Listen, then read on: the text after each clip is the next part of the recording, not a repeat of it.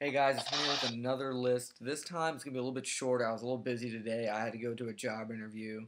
Anyway, nonetheless, I'm making a video. This time it's going to be a top 10 rather than a top 20. And I'm here with my friend Gavin. Hey, Gavin, say hi. What's up, you two? Alright, that's Gavin. He's all the way in Texas. I live in Pennsylvania. But anyway, let's start this list. Number 10, Matt Ryan. And Gavin, let's hear your thoughts on Matt Ryan. Matt Ryan's been a guy that, throughout his career, he's got the stats, he's got the wins, but, this came in the regular season. And it just seems that, come every postseason when he's led, a pretty talented Falcon squad into the playoffs, like a 13-3, a 12-4.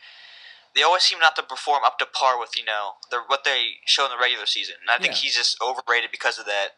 Yeah, I totally agree. I mean, you go into the postseason with Julio Jones, Roddy White, Tony Gonzalez, who's a definite Hall of Famer, a great line. The defense is above average, so I don't see why he's not been able to do anything in the postseason. Nonetheless, let's move on to number 9, Desean Jackson. Other than being a decent punt returner and being tremendously fast, this guy has shown inconsistent hands, lack of effort, and immaturity with his ability to just not really care. Like, they were losing last year. There was times where he was taking plays off, jogging on a route, not really trying at all, which ultimately ended up on his head coach Andy Reid's termination in the team. All right, let's move on to number 8. Gavin, you want to take this one? Yeah, what do you put number 8? Number 8, Paul Kruger. Paul Kruger, he was a guy coming out of Utah that, everyone thought was really going to be, the next great pass rusher. Yeah.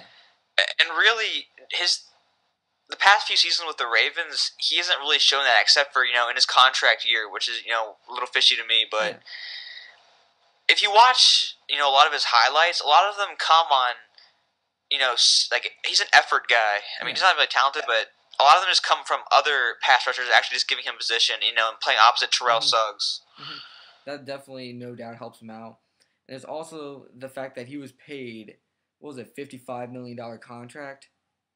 It was somewhere on there. After having a decent year and an okay postseason, he's nowhere near worth the amount of money that the Browns are paying him. It's just funny because, in the Super Bowl, Courtney Upshaw played the vast majority of the snaps, except for in passing situations. So they didn't really trust him in, run defense. Let's just say enough as is that the fact that they had a much younger and experienced guy play over top of them and not give him the chance in the biggest game in sports today. Anyway, let's move on to number 7, Deangelo Hall. In my opinion, he's sort of like the Desean Jackson of defense, just a smaller, faster guy with a lot of problems with just effort, and he's always drama. I mean, this guy, he can't seem to just shut his mouth and play football. I mean, after games where he'd make a mistake, he can't just say, yeah, guys, my fault, it's okay, we'll get it next week. He had to go on this huge 10-minute rant on how it's his fault, the team lost, it's always his fault, he has to do better, and he feels so bad. And I can understand the fact that he's saying that, but he just rambles on, and it seems like he's a drama queen. Everyone has to feel bad for him in a sense. Anyway, I'm not going to harp on him too much because he's not worthy of my time. Number 6, Jay Cutler. This dude is so erratic. I mean, Gavin, do you remember when he played so badly against the Packers when they won the Super Bowl where they had to put the third-string quarterback in? Yeah, I mean, he's shown glimpses of time of being a franchise quarterback, but just lack of, talent around him, and he doesn't, instead of really taking it for his teammates, he kind of throws him under the bus in a way. And I know he got a strong arm, and, people blame his errors on that, but I mean, it's a what have you done league, and he's gotten the Bears in the playoffs a couple of years, and he's never really beaten like the Green Bays or any of the NFC rivals that really are a roadblock to the Super Bowl. Yeah, he can take them to the playoffs to play Green Bay, but once they get there, they're gonna put the backups in to do his dirty work. I mean, if you guys, I don't know if you guys watched that game or not, but if you watch that game, you will know how horrible the Bears offense was. It was horrible watching. It was one of the most terrible offensive games I've ever seen in my life. And like Gavin said, he's shown glimpses of it, but he's not consistent. He's not the worthy that the Bears are paying for him. And I think they should just give someone else a shot. I thought Jason Campbell would have been a better candidate as their starting quarterback. All right, let's go to number 5. This one's gonna this is kind of a controversy. I mean, number 5. This is just number 5. Tom Brady. Tom Brady. Um, I think he's been given a lot of help. Like, he's a good quarterback. I'm not saying he's a really crappy quarterback and the Patriots need to replace him because he's not worth it. He's a good quarterback, but you account for the talent around him. He's had Wes Welker. He had Randy Moss with that tremendous year. I mean, when Randy Moss in the 2007 season, there have been times where he'd be triple covered and he would come down with the ball. The one time where he made a Miami Dolphin fall. Another one was holding him, and he caught the ball with his right arm in the end zone for a touchdown. Then it shook him off of him. I mean, he's had so much help, and even this past season, he had Brandon Lloyd, Wes Welker, Julian Edelman did a lot. He had a 1,000-yard rusher and a surplus of running backs, and then you still have to account for the tight ends.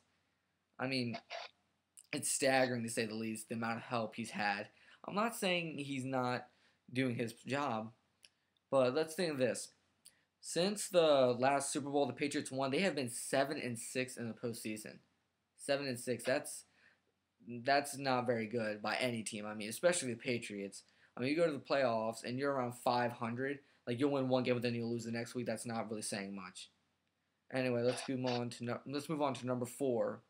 And Gavin, number 4. How do you feel about Eli Manning?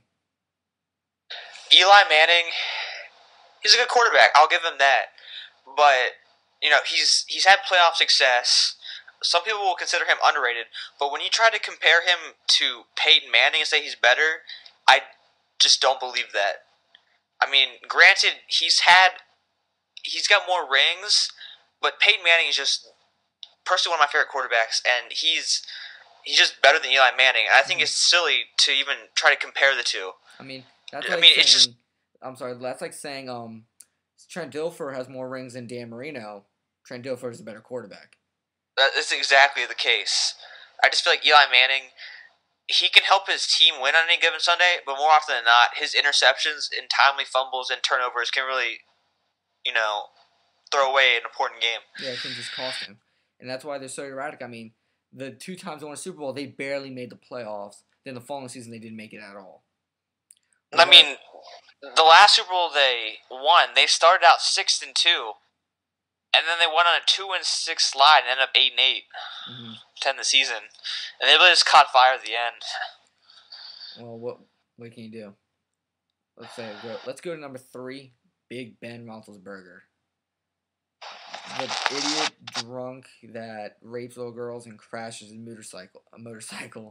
I can't imagine saying motorcycle, but motorcycle. I mean, the dude is okay. He's got a big arm and he's extremely tough to tackle. But yet again, another quarterback that's been given a lot of help. I mean, as soon as he arrived in Pittsburgh, they were a ground and pound team with an extremely good offense. I mean, extremely good defense. I'm sorry. The defense has always been good in terms of yards and points. Ben has always been the quarterback. He's never really made a mistake. And now the fact that the defense is sliding, that's why you're seeing the decrease in wins, because the defense is not playing up to par, and Big Ben can't score the points that's necessary enough for the Steelers team to win. That's number 2. Let's go to another Steeler. Number 2, Troy Polamalu. Gavin, you're a Steelers fan. Let's hear your saying on Troy Polamalu. I'm originally from Pennsylvania, in case anyone's confused. I'm not a Cowboys fan or a Texas fan, so it really pains me to say that Troy Polamalu is an overrated player. But really, people judge him on what he's done in the past. He's only played a full 16-game season, I think, once or twice. Other than that, he's missed almost half the season, almost every season. Mm-hmm. I mean, when he's on the field, he's a dominant safety. I believe that 100%. But he's not been healthy enough or proved healthy enough to really live up to the elite safety status. And it's not really his fault that he gets the injuries, but I think he's overrated because people judge him when he did rather in 2004 rather than when he did in 2010 per se. And even still, it's really hard to be a safety in today's NFL, considering you can't touch a receiver. I mean, you can't. They're in the air, you can't touch them. If they're not ready, if they're not giving you the thumbs up, hey, you can hit me now, you can't touch them. Anyway, that being said, let's move on to number 1, the most overrated player in the NFL. I think this goes without saying. This is easy for me. Joe Flacco. Joe Flacco, he won a Super Bowl and he was the MVP of it. Cool, but is he really worth the massive contract they gave him? I disagree entirely. I mean, he's above average in the regular season. Like Gavin, how many passing yards did he throw against the Bengals in December 30th? It was December 30th. He had a 53.8% completion rate and threw for 34 yards in a full game. 34 yards. Yeah, 34 yards. And up until Aaron Rodgers got his contract extension, he was the highest paid NFL player. And he threw 34 passing yards in a single game. And really, his rating was a low 60. His rating was a low 60, and that's horrible. And then when he played the Texans, he threw a pick, 2 interceptions, and below 150 yards. That's what happens when you play against an elite defense. I mean, watch him against the Super Bowl run in the postseason. He was given the games. I mean, he played the Colts, and I like the Colts, but we have one of the worst secondaries in the NFL. We have one of the worst. I mean, he can thank Raheem Moore for giving them the Broncos game. Mm-hmm. I mean, he's playing as a deep safety, and he lets a receiver get behind him for an easy touchdown. Twice. And it wasn't even a good throw. He had to dive on his knees for the ball, and he still caught it. That was twice. Raheem Moore, the safety of Broncos, you guys didn't know what he was talking about, let the receiver go right by him for a touchdown. And the second time, I don't know how this is possible, but Jan Bailey, just a Hall of Fame corner, just screwed up entirely and just messed up. And then when you played against the 49ers, Chris Culliver, first of all, let Jacoby Jones go right by him. That was a horrible pass. He had to wait for it, caught the ball, juked out Chris Culliver in the safety, then outran them to the end zone. I mean, really? But anyway, guys, that's our top 10 list. Gavin, thank you for helping me out with this. No problem. I hope YouTube enjoys our opinions. All right, they better. I mean, we take our time, but no, we're just kidding, guys. And thanks for watching the video. Give a like and subscribe if you like it. If you want more content, comment on it. If you guys want to do any other list, we're open up to anything.